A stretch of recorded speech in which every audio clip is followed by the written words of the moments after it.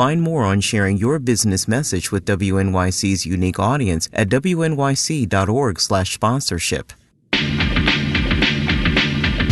On the next All of It, actor Noah Wyle is back in the emergency room, this time in Pittsburgh, and he is the boss. He's playing Dr. Robbie in the critically acclaimed series The Pitt. Noah Wyle joins me in studio to discuss. Plus, author Sarah Gran on her latest book, Little Mysteries. I'm Allison Stewart. Join me for All of It, weekdays at noon on WNYC.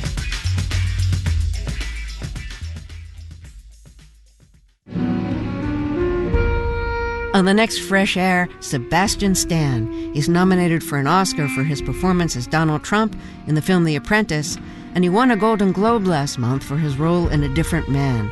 We'll talk about his early childhood in communist Romania and his path to the U.S. and acting. Join us. Weekdays at 2 on WNYC.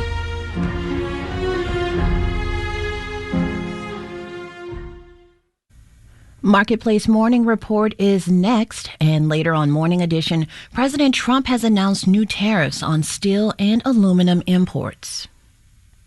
It's 25% without exceptions or exemptions, and that's all countries, no matter where it comes from, all countries.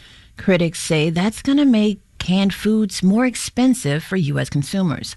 We'll have more on that story coming up in 15 minutes on Morning Edition from NPR and WNYC.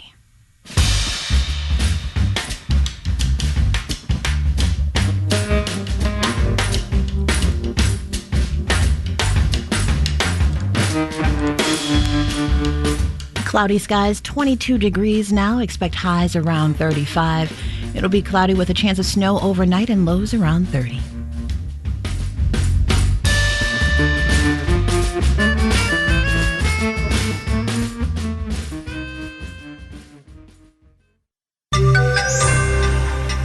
Call it an unsolicited bid or a hostile takeover attempt, but of a non-profit?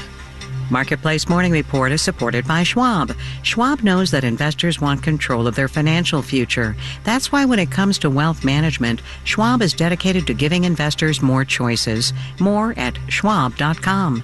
And by Amazon Business, focused on offering smart business buying solutions, leaving time to focus on growth. More at amazonbusiness.com. I'm David Brancaccio. Elon Musk is leading a group trying to buy artificial intelligence leader OpenAI, the maker of ChatGPT.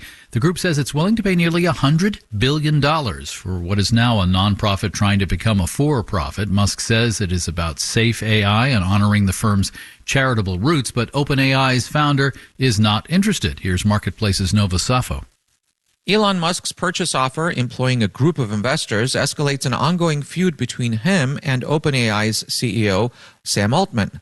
The two helped start the company, but Musk left in 2018. Now Altman wants to turn the ChatGPT maker into a fully for-profit company.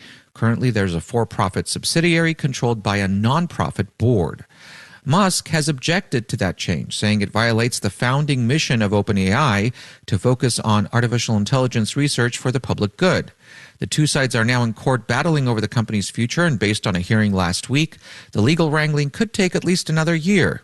The Wall Street Journal says Altman wrote a message to employees dismissing Musk's offer, saying, quote, "Our structure ensures that no individual can take control of OpenAI." I'm Nova Safo for Marketplace. President Trump has ordered the Justice Department to lay off prosecuting bribery cases under the Foreign Corrupt Practices Act. This is for now pending a review. Companies have often felt at a disadvantage when foreign firms can sometimes bribe officials to get contracts, while U.S. companies cannot.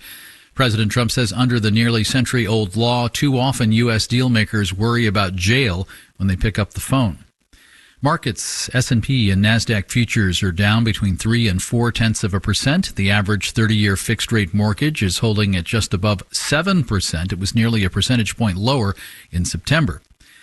The new head of the Consumer Financial Protection Bureau has ordered employees to stop work and stay out of the office, prompting lawsuits by unions representing the employees. One challenges the shutdown. Another seeks to limit access to records by the group led by Trump advisor Elon Musk. Marketplace's Henry Epp steps back to look at the problems the CFPB was set up to solve. In the lead up to the Great Recession, there were a lot of companies offering risky mortgages and loans, says Lauren Saunders at the National Consumer Law Center. Pick-a-payment loans and exploding interest rate loans that were not affordable and that were doomed to fail. It was in that context that Congress created the CFPB in 2010. Before that, regulation of consumer financial products was scattered across different parts of the government. This put it all in one place, says Andrew Metrick at Yale. It's centralizing and narrowing, right? Clear mandate and then one place where that mandate is enforced. The CFPB gets its funding from the Federal Reserve, not Congress. That's made it a more muscular regulatory body, Metrick says. But the muscles of this agency, directly impinged upon very, very powerful interest groups. And so it's come under attack for years. Meanwhile, it's returned over $21 billion to consumers, and it's changed the rules for banks, lenders, and credit agencies, says Lindsay Owens at think tank The Groundwork Collaborative. For example, to make sure that medical debt wasn't counted against you on your credit history or credit score. Now, the Trump administration may turn back the clock to 2010, but Owen says the need for consumer protection isn't going away. I'm Henry Epp for Marketplace. Marketplace Morning Report is supported by Clear Channel Outdoor, an out-of-home advertising company with a nationwide network of billboards, offering data-driven solutions that help businesses big and small reach their consumers with accuracy, impact, and scale. Billboardsforbusiness.com. And by Progressive. Progressive Commercial Insurance offers personalized rates and customizable coverages for your business vehicles. More at progressivecommercial.com. In the hurly-burly of recent weeks, you may have forgotten there's more to government than the executive branch, but Congress will be busy trying to deal with, for instance, the federal debt ceiling in the coming months, also deciding whether to extend the tax cuts from the first Trump administration. Republicans have very narrow majorities in the House of Representatives. A subset of lawmakers will be inclined to throw their weight around, call them blue state Republicans. Marketplace's senior Washington correspondent Kimberly Adams is following this. Kimberly, welcome. Good morning, David. So how big a group are we talking about here? So this is like the handful of Republicans holding districts in these pretty solidly blue states like California, New Jersey, and New York. And in just those three states, for example, which have altogether 90 seats in the House, just 19 of them are held by Republicans. But with just a 3-seat advantage and 2 vacancies in the House, Republicans have this tiny majority. So even if just 4 or 5 of these blue state Republicans dig in on a particular issue, it's going to matter.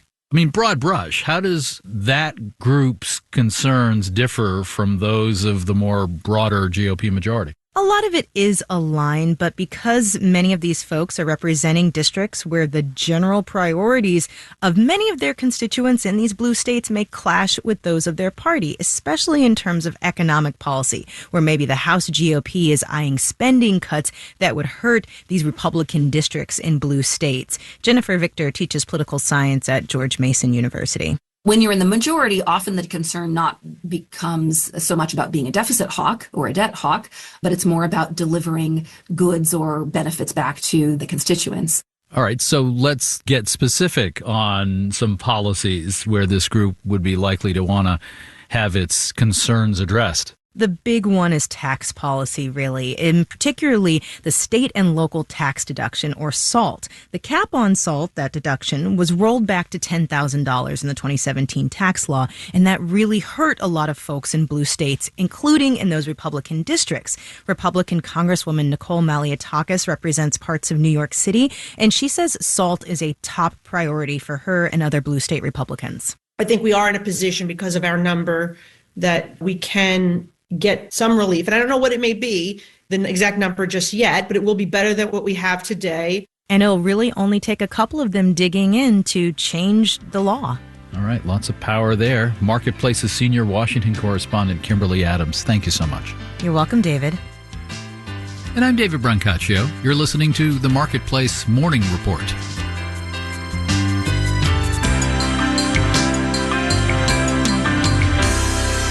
From APM, American Public Media.